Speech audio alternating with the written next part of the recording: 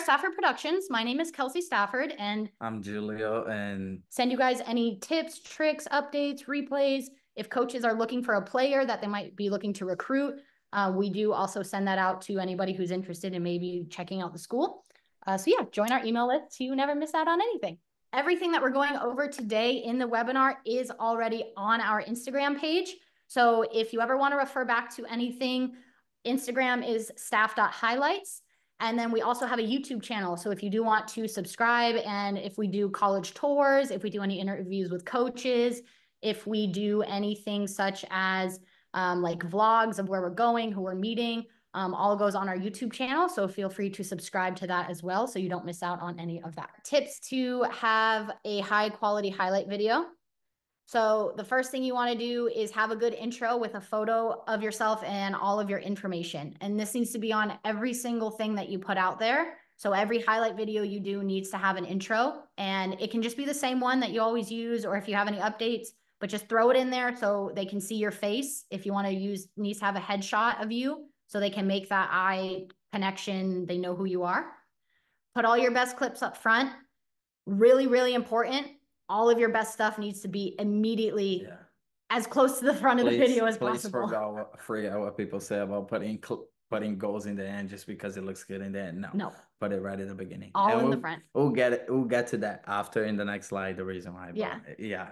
Keep going. All of it in the front. Identify yourself in every single play. Use a circle if you can, an arrow, something that shows them who you are. It's a big field. A lot of teams, use VO Trace now, and some of them actually do circle yourself for you, which is great. If you don't have that yet for your team, use your phone, circle yourself, try to zoom in if possible, but try to make sure they know who you are. Use non-lyrical music. Do not use any prolific profanity, no curse words, nothing bad. A lot of coaches might not even listen with sound, but if they do, you don't want to make a first impression of curse words, bad music. It's not going to go well. And keep the video really short. And again, we'll go back the reason why, but make sure that it is pretty short. Coaches are very busy, so you want to make sure that it's really quick to catch their attention and move forward with the recruiting process. Yeah. The types of clips, I couldn't fit it really all in one slide, so I kind of just generalized. But goals, assists, tackles, 1v1s, crosses, headers. If you're a goalkeeper, you want to do really nice saves, 1v1s, footwork, distribution, showing like space and that you like using vision on how you're moving. If you're a defender, I was a defender. I got recruited to play center back, left back in college.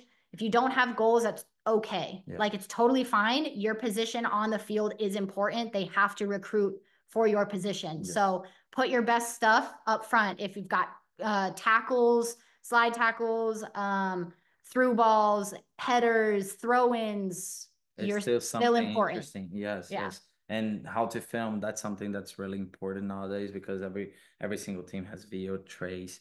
However, if your team doesn't have it, it's still fine.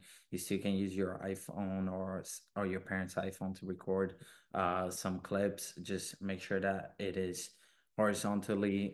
If there are stands on the field, please make sure that they get as high as possible. Not only focusing yourself, but actually on the ball, just like a normal game that you watch it on the TV.